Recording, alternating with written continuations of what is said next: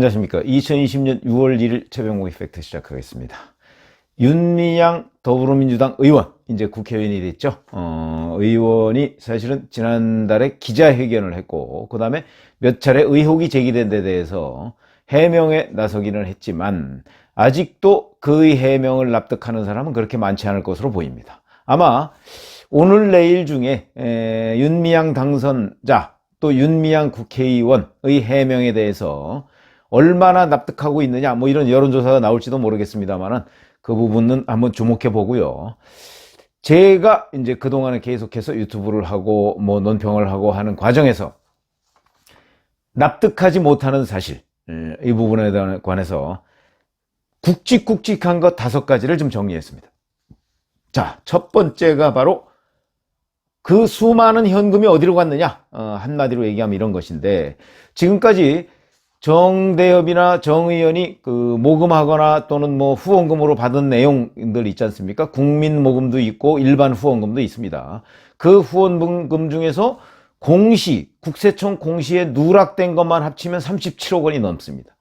그 다음에 이용수 할머니가 5월 7일하고 5월 25일 날 기자회견을 했었죠. 그 기자회견의 핵심 요지는, 아니 우리들 데리고 여기저기 돌아다니면서 모금해놓고 실제 우리를 위해서 쓴 돈이 뭐가 있냐, 이런 식으로 문제 제기를 한 것입니다. 근데 그 부분에 관해서 전체적으로 보면 국민모금뿐만 아니고 일반 후원금 중에서도 피해자 할머니들에게 사용하는 금액은 전체 금액의 2 내지 3%밖에 안 됩니다. 그러면 97% 내지 98%는 도대체 어디다 썼느냐? 그러니까 우리가 이제 이런 짐작할 수 있는 내용은, 이게 뭐 위안부 복지단체가 아니니까. 그러니까 이제 위안부 문제의 어떤 국제적인 그 이슈화, 이런 걸 위해서 뭐 세미나도 열고 강연회도 하고 뭐 좋습니다, 그런 거. 그러나 적어도 위안부 피해 할머니들을 모시고 다니면서, 여기저기 모시고 다니면서 모금 활동을 했다면 그 할머니들을 위해서 쓴 돈이 뭐 절반까지라고도 생각하지 않고 적어도 20, 30%는 돼야 되는 것 아니냐. 그러면 이 많은 돈이 다 어디로 가고 지금 현재 남아있기는 한 거냐? 뭐 이런 부분에 관해서 이제 의문을 하지 않을 수가 없는 거고요. 그런데 실제 이런 것들 때문에 바로 이용수 할머니가 지난 25일에 뭐 재주는 곰이 넘고 돈은 떼놈이 벌었다, 뭐 이런 얘기를 한 적이 있습니까? 있지 않습니까? 왜냐하면 그게 뭐 비록 그 비속어가 포함되긴 했지만 우리 그 전통적인 속담에 그런 게 있죠. 그런데 기자회견을 통해서 윤미향이 해명한 걸 보면 92년부터 4차례 할머니들의 생활 지원을 위해서 국민모금을 진행했다, 뭐 이런 식으로만 얘기하고 있습니다. 자, 이거는 이미 다 나온 얘기입니다. 그동안의 해명에서 다 나온 얘기고요. 그러면 그 4번 외에 뭘 어떻게 지원했느냐 그랬더니, 뭐 국가와 지방자치단체가 생활비 뭐 이런 것들은 지원하고요. 결국 자기들은 안 했다는 얘기 아니겠습니까? 그러면 통계 수치대로 정말 위안부 피해 할머니들을 위해서 사용한 금액이 2 내지 3%밖에 안 되는 것 아니냐, 이런 부분에 대한 규명, 이게 있어야 된다. 근데 그런 규명이 기자회견과 해명에서 전혀 없었다. 그러니까 이 부분을 어떻게 설명할 것이냐 하는 부분이 이제 있고요. 두 번째, 개인 계좌로 후원금을 받았다고 한 게 본인이 2014년부터라고 했습니다. 이거 부동산 문제를 해명하면서 이런 얘기를 했습니다. 그런데 실제 개인 계좌를 사용해서 모금한 것은 2012년 나비기금이 첫 번째입니다. 나비기금을 비롯해서 총 9건을 개인 계좌를 통해서 모금을 했다, 본인이 그렇게 밝혔습니다. 그러면 2012년에 나비기금이 개인 계좌로 모금이 됐는데, 그러면 본인이 설명한 실제 개인 계좌를 쓴 것은 2004년, 2014년이다 얘기하는 부분은 2년 차이가 납니다. 자, 이 2년의 차이는 어디에서 비롯되는 것이냐 하는 부분이 이제 문제가 되는데, 예를 들어서 본인이 9건의 그 개인 계좌를 통한 모금, 이게 총 2억 8천만 원이고 이 중에 2억 3천만 원은 목적에 맞게 사용했다, 이렇게 주장을 하고 있고요. 그 다음에 5천만 원은 정대협 계좌로 이체했다, 이렇게 얘기하는데, 잘 아시지만 정 의원이나 정대협이나 이 후원금 출납 기록 자체가 매우 부실합니다. 그 다음에 2억 3천만 원을 목적에 맞게 사용했다고 하는 부분에 보면 다른 시민단체를 지원한 것이 11개 시민단체 각각 200만 원씩 해서 2,200만 원이 있고요. 그 다음에 시민단체 활동가 자녀 10명한테 장학금 200만 원씩 준 것이 또 2천만 원이 있습니다. 자, 이게 과연 목적에 맞게 쓴 것이냐. 김복동 할머니 장례를 치르고 난 뒤에 남은 돈이거든요. 그럼 김복동 할머니의 유지를 받들었다고 얘기를 하고 있지만 과연 김복동 할머니의 유지가 그런 것이었더냐. 예를 들어서 류경식당 여종업원들, 북송추진위원회 이런 데에다가 김복동 할머니가 과연 거기다 돈을 줬으면 좋겠다 하는 유언을 했을까? 물론 하지 않았겠죠. 이런 부분 규명이 돼야 된다. 그리고 5천만 원은 남으니까 정대협 계좌로 이체해서 썼다고 하는데 그러면 이건 목적 외 사용 아니냐? 왜 이 부분에 관해서 목적 외 사용으로서 죄송하다 사죄를 하지 않느냐? 유용이다. 유용은 법적으로 문제가 되는 것이죠. 그리고 이체 과정, 소명 뭐 이런 게 다 이제 그 미지수입니다. 그러니까 이런 미지수에 대해서 구체적으로 어떻게 설명을 할 것이냐 하는 부분이 추가로 좀 나와야 되는데 기자회견에서 그냥 잠깐 언급한 것 외에는 그 후에 전혀 나오지 않고 있고 개인 계좌 모금 시점 2012년이냐 14년이냐 이 부분에 대한 추가 해명도 나오지 않고 있습니다.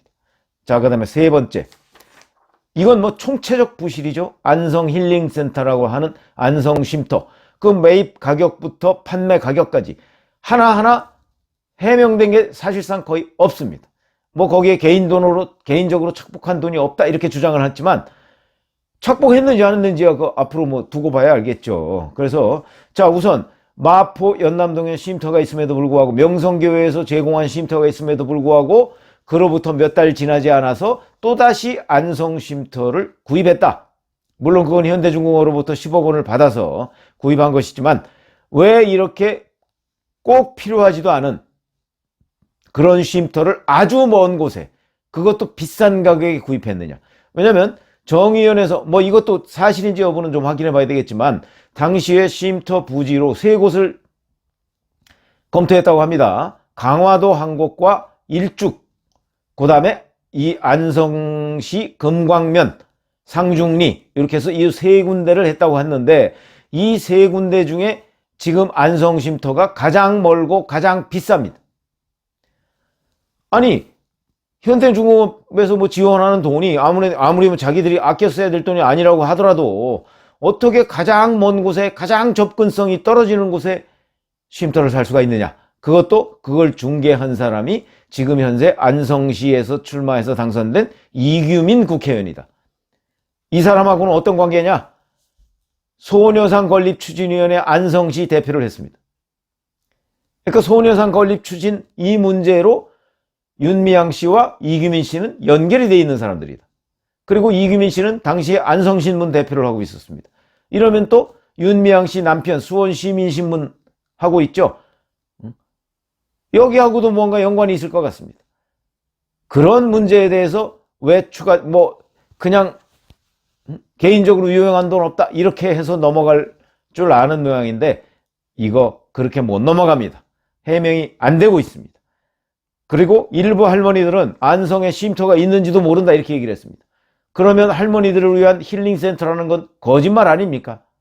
그 다음에 또 하나, 그동안에 뭐 블로그 등에서 안성 그 힐링센터라는 데에서 뭐 고기도 구워 먹고 뭐 이런 거 했다는 사진이 올라온 거 있습니다. 지금은 삭제되어 있습니다만. 그러면 결국 펜션으로 활용한 것 아니냐? 이런 의혹. 위안부 일부 할머니들은 거기에 있는지도 몰랐는데 그러면 도대체 이게 위안부 피해 할머니들을 위한 쉼터냐 아니면 펜션으로 활용하기 위한 매입이냐 이 부분에 관한 목적 문제. 그 다음에 또 하나 7억 5천만 원에 샀다고 했는데 이 스틸하우스를 만들어서 판 사람은 그 전에 상당한 기간 전에는 이 스틸하우스의 평당 건축비가 300만 원 내지 400만 원이라고 했었습니다. 근데 이번에 이게 문제가 되고 나니까 평당 600만 원이라고 주장하고 있습니다. 왜 갑자기 단가가 뛰었습니까? 어떻게 된 것입니까? 건축비라는 게 원래 고무줄처럼 늘어났다 줄어들었다 하는 것이긴 하지만 결국은 7억 5천만 원에 맞추기 위해서 본인 스틸하우스 그 건축비를 고무줄처럼 쭉 늘린 거 아니냐 하는 의문에 대해서 객관적인 검증이 있어야 되겠다. 그 부분에 관해서 그냥 어물쩍 넘어갈 수는 없는 것이다. 이거는 안성 쉼터를 주변 시세보다 비싸게 샀다 하는 것을 제대로 검증하기 위한 첫 번째 관문이 될 것이다. 이런 말씀을 드립니다. 그 다음에 또 네 번째 풀리지 않는 의혹은 남편 김삼석 씨에 관한 문제입니다. 자, 수원시민신문이 정의원으로부터 일감을 수주합니다. 뭐 웹디자인 뭐 이런 건데, 우리 잘 아시지만 수원시민신문은 그 남편 김삼석 씨가 운영하는 1인 매체로 보입니다. 1인 매체로 보이는데, 이 1인 매체가 웹디자인 같은 거를 김삼석 씨가 무슨 대단한 능력이 있는 것도 아닌 것으로 보이는데, 그렇게 지금 하고 있습니다. 그런데 지난번 기자회 간담회에서 이렇게 얘기했습니다. 자, 그걸 가지고 4개 업체의 견적을 확인했더니 수원시민신문이 최저 견적안을 제시했다. 그게 작년의 경우다. 이렇게 얘기를 했습니다. 그런데 이 수원시민신문은 인쇄 전문업체도 아닙니다. 그런데 웹디자인과 이런 소식지 발행 이런 걸 어떻게 그 1인 인터넷 매체에 맡길 수가 있습니까? 최저 가격이라는 거 하나만으로요. 또 그 최저 가격 일종의 내부자 거래인데, 남편과 부인이 거래하는 게 내부자 거래 아닙니까? 그런데 그 내부자 거래에서 과연 부정행위가 없었느냐 하는 부분도 규명을 해봐야 되겠고요. 그 다음에 이 윤미향 씨가 얘기한 것은 바로 지난해로 한정했습니다. 그런데 이 소식지의 편집 디자인 업체, 그걸 쭉 그동안에 한 소식지를 훑어보니까 수원시민신문이 등장하는 거는 2015년부터 최소 5차례. 그전에는 소식지를 뭐 구할 수가 없어서 제대로 못 들여다봤고, 최소 5차례라는 보도가 있었습니다. 자, 그러면 최근 5년간 수원시민신문하고만 정의연은 거래를 했다. 이런 얘기밖에 안 되고, 그 전에는 어떻게 됐는지 모른다. 그런데 왜 지난해만 한정해서 해명을 했을까? 이것도 뭔가 궁금한, 숨겨야 할 부분이 있는 것 아니냐? 이런 의혹을 지울 수가 없다 하는 부분. 이게 네 번째 풀려야 할 의혹이고요. 그 다음에 또 5번째 풀려야 할 의혹이 또 있습니다. 이거는 류경식당 여종업원 월북 종용 의혹입니다. 이 부분에 관해서는 류경식당 여종업원, 이 여종업원을 데리고 들어온 사람이 바로 류경식당 허강일 지배인입니다. 이 허강일 지배인이라는 사람은 그동안에 하도 여기저기서 협박을 받고 그래서 신변 위협을 느껴서 지금 국내를 떠나서 외국으로 재망명을 했습니다. 그런데 SNS로 연락은 됩니다. 그래서 기자들이 연락을 좀 취해본 모양인데, 윤미향 씨의 기자회견을 듣고 나서 새빨간 거짓말이다 이렇게 얘기를 했습니다. 무슨 얘기냐면, 이 유경식당 여종업원 중에 3명이 안성 힐링센터에 가서 있다가 이렇게 사진을 찍은 장면은 그거는 막 사진 보셨을 겁니다. 그런데 거기에서 이 김삼석 씨 등 있는 사람들로부터 월북, 다시 북한으로 돌아가라 하는 종용을 받았다 하는 것이 허강일 전 지배인의 주장입니다. 이 사람이 어디서 그런 얘기 들었겠습니까? 그 여종업원들한테 들었지 않겠습니까? 그런데 이 부분에 관해서 그런 일이 없다고 윤미향 씨가 얘기했습니다. 자, 그럼 그런 일이 과연 있는지 없는지 이 부분도 규명을 해봐야 된다. 왜 이게 주목을 받느냐 하면, 김복동 할머니 장례식 후에 제가 거기에서 다른 시민단체에 200만 원씩 지원한 게 11번이라고 했죠. 그 11군데의 시민단체에 바로 류경식당 여종업원 북송 추진위원회가 있습니다. 뭔가 연결고리가 있는 것 같지 않습니까? 그렇기 때문에 이 부분도 충분히 소명이 돼야 되는데, 지금 그냥 어물쩍 아니다로 넘어갔다. 이런 부분은 앞으로 검찰 수사에서 이 5가지는 기본적으로 규명이 돼야 되겠다.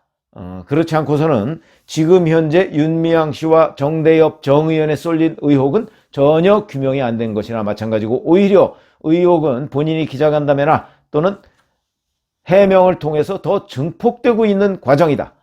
이렇게 생각이 듭니다. 이 부분을 앞으로 함께 지켜보시면 되겠습니다. 감사합니다.